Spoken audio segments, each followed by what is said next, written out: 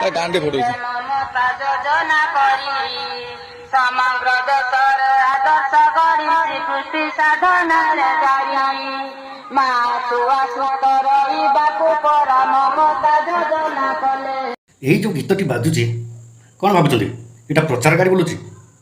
ନାଇଁ ନାଇଁ ନାଇଁ ନାଇଁ, ଏଇଟା ହେଉଛି ନବୀନ ପୁରାଣ। ଶୁଣ, ଏଇଟା ପୁଣି ଏଠି ସେଠି ବାଜୁନି, ଗୋଟାଏ ମନ୍ଦିରରେ ବାଜୁଛି। ଆଉ ଏଟାକୁ ଗାଉଛି ଜଣେ ଭଦ୍ର ବ୍ୟକ୍ତି, ତାରିଣୀ ମା। ତାଙ୍କ ଚେହେରା ବି ଦେଖିବ।